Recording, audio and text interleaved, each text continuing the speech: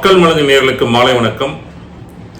சென்னையில் மே 1ஆம் தேதி விபச்சார தடுப்பு பிரிவு காவல்துறைக்கு ஒரு 17 வயது நிரம்பிய ஒரு சிறுமி புகார் கொடுக்குறாங்க.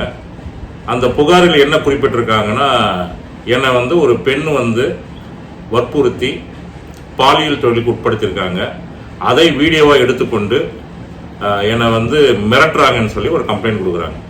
யார் மீது அந்த கம்ப்ளைண்ட் கொடுக்குறாங்கன்னா, நதியா என்ற ஒரு பெண் மீது கம்ப்ளைண்ட் கொடுக்குறாங்க. கருக்கு வினோத் என்பவர் பத்தி நிறைய பேர் கேள்விப்பட்டிருப்பீங்க. சில மாதங்களுக்கு முன்பாக கவர்னர் மாளிகையில வெடி குண்டு வீசிட்டு போற பெட்ரோல் குண்டு வீசி இருக்காரு. என்னன்னு சொல்லி வீசியிருக்காருன்னா, நீட் தேர்வை ரத்து செய்ய வேண்டும் என்று பெட்ரோல் குண்டை வீசியிருக்காரு. இந்த கருக்கு வினோத்தை ஜாமீன் எடுத்த நபர் தான் இந்த நதியா. ஒரு ரவுடிக்கும் இந்த விபச்சார தொழிலை நடத்த ஒரு பெண்ணுக்கும் ஒரு கனெக்ஷன் இருக்கு. இவங்க ஏன் அவங்கள ஜாமீன் எடுத்தாங்க, இவருக்கும் அவங்களுக்கும் என்ன தொடர்பு இருக்கு? சோ இப்ப நம்ம நேரம் இந்த சிறுமியுடைய விஷயத்துக்கு நம்ம வந்துடலாம். இந்த சிறுமி என்ன பண்ணிருக்காங்கன்னா, இந்த சிறுமியினுடைய தோழி, ஒரே பள்ளியில் படிக்கும் தோழி, இந்த நதியானுடைய பெண், அந்த நதியாவுக்கு 2 பெண்கள் இருக்காங்க. ஒரு பெண் கல்லூரி படிக்கிறாங்க. அந்த பெண்ணுக்கும் இந்த விபச்சாரத்துக்கும் எதிரும் இது வரைக்கும் தொடர்பு இல்லை போலதான் நம்மளுக்கு தெரிகிறது. பட் இந்த பள்ளி படிக்கும் தோழி இந்த ஸ்கூல்ல படிக்கிற வறுமையில் இருக்கிறவங்க, ஒரு மாதிரி பண தேவைகளுக்கும் குடும்ப கஷ்டத்தில் இருக்கிற பெண்களை இந்த சின்ன பெண் மூளை செலவு செய்து அம்மா கிட்ட கூப்பிட்டு போறாங்க. வீட்டுக்கு கூப்பிடுறாங்க. எல்லா ஃப்ரெண்ட்ஸும் வீட்டுக்கு கூடுவா மாதிரி இந்த பெண்ணும் இந்த சிறுமியும் இந்த 17 வயது நிரம்பிய அந்த ஃப்ரெண்டும் வீட்டுக்கு கூப்பிடுறாங்க. அப்போ நதியா என்பவர் என்ன பண்றாங்க, நல்ல ஒரு ஹோட்டல் கூப்பிட்டு போறாங்க. உதாரணமா ஒரு ஸ்டார் ஹோட்டல் கூப்பிடுறாங்க. ரொம்ப வறுமையில் இருக்கிற அந்த பெண்ணுக்கெல்லாம் பாத்தீங்கன்னா இந்த ஆடம்பர வாழ்க்கை அவங்கள பிடிச்சிருக்கு.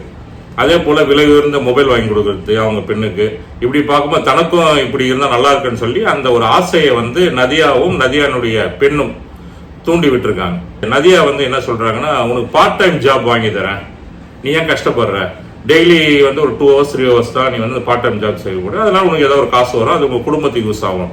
ஒரு நாளைக்கு 2000 கிடைச்சாலும் உனக்கு மாசம் இவ்வளவு காசு வரும், இல்ல ஒரு 1000 ரூபாய் கிடைச்சாலும் வரும், பார்ட் டைம் நீ பண்ணுன்னு சொல்லும்போது இந்த பெண்ணும் நம்பி பார்ட் டைமுக்கு வரேன்னு சொல்லி அக்செப்ட் பண்ணி நதியா வீட்டுக்கு போறாங்க. நதியா ஒரு ஆடம்பர பங்களாக்கு அழைச்சிட்டு போயிட்டு அங்க பாலியல் தொழிலுக்கு தள்ளி வர்றாங்க.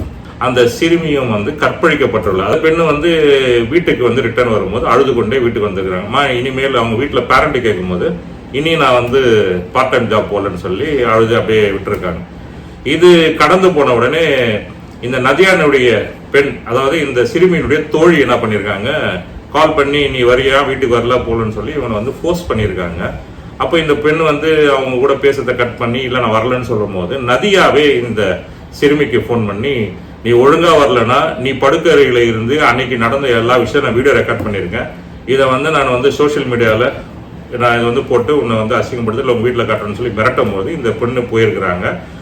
இப்படி இருக்கிற பட்சத்தில் தான் மே 1ஆம் தேதி இந்த சிறுமி புகாரை விபச்சார காவல்துறைக்கு, விபச்சார தடுப்பு பிரிவு காவல்துறைக்கு இவங்க புகார் ஒன்று கொடுத்துருக்காங்க. இந்த சிறுமியினுடைய பிரச்சனை எங்க இருந்து கனெக்ட் ஆயிடுச்சுன்னு பார்ப்போம். அதாவது இந்த கருக்கு வினோத்தை கவர்னர் மாளிகையில அந்த பெட்ரோல் குண்டை வீசிய உடனே அது எண்ணெயை விசாரிக்க போறாங்க. எண்ணெயை விசாரிக்கும் பொழுது பாத்தீங்கன்னா, அவனுடைய ஜாமீன் இதுக்கு முன்னாடி யார் எடுத்தாங்க, அவனுடைய போன் எல்லாம் செக் பண்ணி பாத்தீங்கன்னா இந்த நதியா தான் இவருக்கு ஜாமீன் எடுத்துறாள். நதியாவை விசாரிக்க இந்த எண்ணெயை போகும்போது இங்கேயும் காவல்துறையும் கூட போறாங்க. காவல்துறை போய் அந்த நதியாவை சோதனை உட்படுத்தும் போது பாத்தீங்கன்னா ஒரு 5 மொபைல் போனு, ஆபாச வீடியோக்கள் ஒரு 150 அப்படி ஏறக்குறைய 200 ஆபாச வீடியோக்கள் இருந்திருக்கு.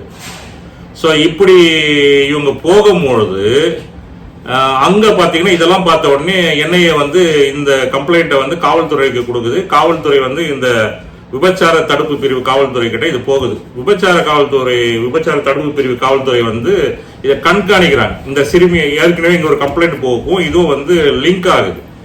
இந்த சம்பவம் உண்மையா இல்லையான்னு கண்காணிப்பு, இது உண்மைதான், இந்த சிறுமி சொல்றது உண்மைதான் என்பதை கண்டறிந்து அந்த வீட்டுக்கு சோதனை போடும் பொழுது இதே 11வது படிக்கக்கூடிய 17 வயது மதிக்கத்தக்க சிறுமி அந்த வீட்டுக்குள்ள விபச்சார தொழில் ஈடுபடுத்தியிருக்கிறாங்க.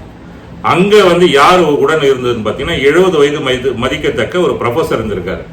ஸோ இமீடியட்டா காவல்துறை நடவடிக்கை எடுத்து இந்த நதியானுடைய குடும்ப கும்பலே அரெஸ்ட் பண்றாங்க. நதியா இந்த தொழில் எப்படி பண்ணிருக்காங்க, நதியானுடைய சகோதரி நதியானுடைய மாமா, இந்த சகோதரனுடைய 2வது கணவர், இப்படி எல்லாம் குடும்ப உறுப்பினர்களாக சேர்ந்து 7 பேர் வந்து சேர்ந்து இந்த விஷயத்தெல்லாம் பண்ணியிருக்காங்க.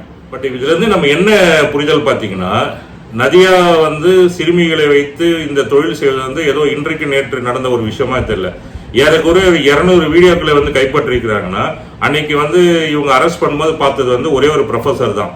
இதுல எத்தனை பெரும் புள்ளிகள் இருக்கிறாங்க. இதுல இன்னொரு முக்கிய குறிப்பா பாத்தீங்கன்னா, ஒரு பெண்ணுக்கு வந்து எக்ஸாம் இருக்கும்பொழுது ஒரு சிறுமிக்கு 18 வயதுக்கு கீழே இருக்கும் சிறுமிகளை வந்து எக்ஸாம் அடுத்த நாள் இருக்குன்னா அதுக்கு முந்தின நாள் வந்து இவங்க வந்து ஒரு ஏதோ ஒரு பக்கத்து ஸ்டேட்டுக்கு நினைக்கிறேன், அங்க வந்து இவங்க விமானத்தில் அனுப்பி வைத்து அடுத்த நாள் இவங்க அங்க போயிட்டு அந்த பாலியல் தொழிலுக்கு அனுப்பி வச்சுட்டு விமானத்திலேயே திருப்பி கூப்பிட்டு வந்து இந்த அளவுக்கு வந்து இவங்க வந்து நெட்வொர்க்கை வந்து ஆல் ஓவர் இந்தியா ஃபுல்லா ஸ்ப்ரெட் அவுட் பண்ணி இருப்பதாக தான் தகவல் தெரியுது. இது உண்மை நிலவரம், இனிமேல் தான் ஒன்னொன்னா வெளில வரும். ஸோ இப்போ இந்த நதியா எத்தனை நாடுகள் இந்த தொழில் பண்றாங்க, நதியானுடைய பின்புலம் என்ன, நதியா வந்து இப்படி ஒரு ரவுடிக்கு வந்து சப்போர்ட் பண்ணி ஜாமீன் எடுக்கிற அளவுக்கு அந்த ரவுடிக்கும் இவங்களுக்கு என்ன தொடர்பு, வேற என்னென்ன விஷயங்கள்லாம் நதியா பண்ணியிருக்காங்க, எத்தனை சிறுமிகள் இதனால் பாதிக்கப்பட்டிருக்கிறாங்க, இதெல்லாம் காவல்துறை வந்து நிச்சயமாக தீவிர விசாரித்து நடவடிக்கை எடுக்கும். நம்ம வந்து இன்னொரு வீடியோவில் வந்து இந்த கருக்கு வினோத்தையும் நதியானுடைய தொடர்பையும் கிடைச்ச தகவல் வச்சு நம்ம இன்னொரு வீடியோ போடுவோம். இதுல இருந்து நம்ம முக்கியமா என்ன விஷயத்தை கவனிக்க வேண்டும் என்று சொன்னால், பெற்றோர்கள் தங்களுடைய பிள்ளைகள் மீது மிகவும் கவனமா இருக்கணும். எல்லாருக்கும் வேலை நிமித்தமாக இப்ப இது வந்து மிஷன் லைஃப் மாதிரி போயிடுச்சு, நேரம் போகணும் வரணும் அப்படின்ற ஒரு மிஷன் லைஃப் மாதிரி தான் போயிட்டு இருக்கு. இந்த மாதிரி ஒரு மிஷன் லைஃப் என்னதான் லைஃப் இருந்தாலும் வீட்டில் இருக்கிற பிள்ளைகள் மீது, குறிப்பாக பெண் பிள்ளைகள் மீது கவனத்தை வந்து நீங்க வந்து முக்கியமா செலுத்தணும். ஃப்ரெண்டு தானே நம்பி அனுப்பாதீங்க, வயசானவர் தானே சொல்லி நீங்க நம்பி அனுப்பாதீங்க. எல்லாவற்றுக்கும் நம்ம வந்து முக்கியமா நம்ம பிள்ளைகளை வந்து ஃபாலோ பண்ணணும். பிள்ளைகள் என்ன செய்யறான்னு பார்க்கணும். பிள்ளைகள் திடீர்னு ஆடம்பரமான பொருட்களோ இல்ல விலை வந்த பொருளை வீட்டுக்கு எத்தவங்க என் ஃப்ரெண்டு தான் கொடுத்தாங்கன்னு சொன்னாங்கன்னா நீங்க அதை ஆராயணும். எந்த நோக்கத்துக்காக இதெல்லாம் நம்ம கொடுக்குறாங்க, இல்ல பெண்ணுடைய அம்மா தான் கொடுக்குறாங்களா என்பது நீங்க எந்த நோக்கத்துக்கு வந்து நீங்க கொடுக்குறாங்க இந்த ஆராய்ச்சி நீங்க பிள்ளைகளை வாட்ச் பண்ணும் போது தான் இப்படிப்பட்ட குற்ற செயல்களும் இப்படிப்பட்ட ஏமாற்று வேலைகளும் நடக்காம தவிர்க்க முடியும். சோ இது வந்து நம்ம விழிப்புணர்வாக பெற்றோர்கள் எடுத்துக்கொள்ள வேண்டும் என்று சொல்லி இந்த பதிவை வந்து நிறைவு செய்கிறேன். நன்றி, வணக்கம்.